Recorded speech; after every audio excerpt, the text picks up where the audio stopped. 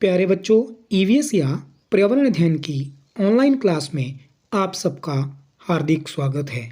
बच्चों, आपने पिछली वीडियो में जाना कि बूढ़े लोगों को सख्त चीज़ें खाने में दिक्कत होती है, परेशानी होती है और विपुल की दादी जल्दी जल्दी सीढ़ियाँ नहीं चढ़ पाती है। बच्चों, क्या आप बता सकते हैं कि बूढ़े लोगों को ही खाने में प्रॉब्लम होती है या फिर कुछ और भी ऐसे लोग हैं जो चीज़ों को नहीं खा पाते हैं? इस वीडियो में आपको मैं ये जानकारी देने जा रहा हूँ कि बच्चे, जवान, बूढ़े किन किन चीज़ों को खा पाते हैं और किन्हें नहीं। तो आप तैयार हैं? चलो शुरू करते हैं। सबसे पहले आपको एक एक्टिविटी करनी है। Ask your elders and fill in the table. अपने आसपास के बड़ों से पूछकर ये जो टेबल है इसको भरना है। व्हाट कैन दे ईट? वे क्या क्या खा पाते हैं। What they can not eat? वे क्या क्या नहीं खा पाते। कौन कौन भला? चाइल्ड यानी बच्चा, यंग यानी जवान, ओल्ड यानी बूढ़ा। आपको पता करना है कि चाइल्ड, यंग और ओल्ड जो हैं वो क्या क्या चीज़ें खा पाते हैं और क्या क्या नहीं। तो चलो देखते हैं। सबसे पहले चाइल्ड यानी बच्चे क्या क्या खा पाते हैं। मिल्क यानी वो दूध पीते हैं और कुछ मैश्ड फ्रूट्स या पतली खिचड़ी या दाल इत्यादि भी खा पाते हैं। बच्चे चपाती, शुगर कैन या सख्त चीज़ें नहीं खा पाते हैं। यंग या जवान राइस, चावल, चपाती जो भी खाने की चीज़ें हैं वो सब कुछ खा लेते हैं। ओल्ड यानी बूढ़े जूस, खिचड़ी और नरम चीज़ें खा पाते हैं। ओल्ड या बूढ़े लोग सख्त चीज़ें जैसे शुगर कैन, भुट्टा आदि नहीं खा पाते हैं। तो बच्चों, आपने जाना कि बूढ़े और बच्चे सख्त चीज़ें नहीं खा पाते हैं, वे नरम चीज़ें ही खा पाते हैं। यंग लोग सब कुछ खा लेते हैं। So this was about things that we can or can not eat. या तो थी कुछ चीज़ों को खा सकने और नहीं खा सकने की बात। Do we eat all the things that we can eat? क्या हम वे सभी चीज़ें खाते हैं जो हम खा सकते हैं? नॉट ऑलवेज, हमेशा नहीं। हम लोग हमेशा वो सभी चीज़ें नहीं खाते हैं जो खा सकते हैं। Let us talk about those things that we do eat. आओ बात करें उन चीज़ों की जिन्हें हम खाते हैं। Put circle on the things that you eat often. जिन चीज़ों को तुम ज़्यादा खाते हो उन पर गोला लगाओ। राइस चावल, वीट गेहूँ, वार्ले जौ, ओट्स जेई, मेज़ मक्का, मिल्ट बाजरा, कप्पा रौंगी।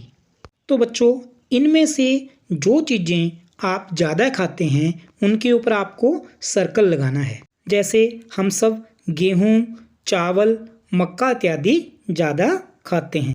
Most of our food is made of these things. हमारा भोजन ज़्यादातर इन्हीं चीज़ों से बनता है। Depending on what grows easily at which place. Different things are eaten at different places. अलग अलग जगहों पर इनमें से कुछ चीज़ों को अधिक खाया जाता है। जो चीज़ें जहाँ आसानी से पैदा होती हैं वहाँ पर वे ज़्यादा खाई जाती हैं। बच्चों, जिस एरिया में जो चीज़ ज़्यादा उगाई जाती है वहाँ के लोग उस चीज़ को ज़्यादा खाते हैं। Find out where each of these things is eaten more. पता लगाओ इनमें से कौन कौन सी चीज़ कहाँ कहाँ अधिक खाई जाती है। बच्चों, चावल या राइस बिहार, पश्चिम बंगाल, उड़ीसा, असम, तमिलनाडु, केरल, आंध्र प्रदेश आदि में ज़्यादा खाया जाता है। गेहूँ पंजाब, हरियाणा, मध्य प्रदेश आदि में ज़्यादा खाया जाता है।